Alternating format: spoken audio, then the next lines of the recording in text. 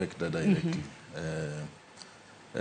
Kapok aduoko penjo ni adwa keto pacha be wach mar ng'abo ka obong Raila. Adwa wacho ni dongruok mar Luo gi telo mar Luo osebedo ratiro ni jatelo mar joluo wuok ga kata jomo osendiko josomo kako Professor Chola Ayo gini osendiko ni Luo leader emerges, jatend Luo wuok. Ok en gima ipango ni ng'ane bobedo jatend Luo. Bed ni mano timbre ka gipango jogi pango ni orengo monego bed ni giwach the final word e wach mar Luo. To Jaramogi nowe tend Luo e lwet orengo kaka dhano. To juogi mar Luo noloko gino moketo telo ne e lwet Raila. Majane baba Raila. To nowe twelo e lwet ng'ano e lwet orengo. Kaka noneno gi pache. Omiyo Oburu kata mama Ida nyalo so mana kaka dhano. But gima bo timre ni tend Luo to bo wuok kaka juogi mar Luo bo decide. Mar ariyo, Raila pod ngima. To ka Raila pod ngima, wach moro ng'abo ka lweche Raila no en debate moro ma Kizungu wacho is neither here nor there. Kech Raila ka pod ngima en obo decide direction mar Luo kao e siasa. Omiyo joma dream wachno apan gigo siasa moro.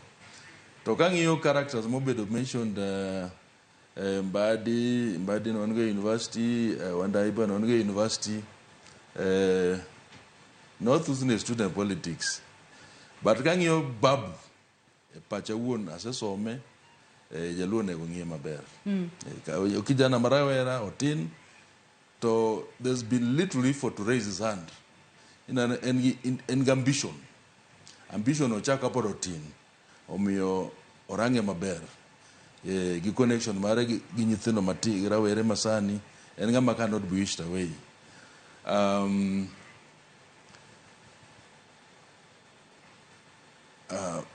Pachalal gima kata kamano kiwacho ni onego bed ni iting'o bade malo kiwinjo mana kaka Philip bendo wacho ka iwacho ni ne ber ka in be ni nyalo siri wacho ni en rawera manyalo bedo onyalo kawo kare yo makare. Wacho ni jomoko Mbadi oseting' bade malo.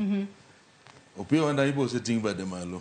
But king'iyo historia mar Babu Owino en ng'ama osebedo ka dhirore owuon through initiatives mare, efforts mege, and emomiyo awacho ni onego ng'iye ma king'iyo history mar jotend Luo, king'iyo Mboya, king'iyo Jaramogi, king'iyo kata gwenge gini ne joma dhirore gi wegi. To king'iyo hike gi hik Mbadi gini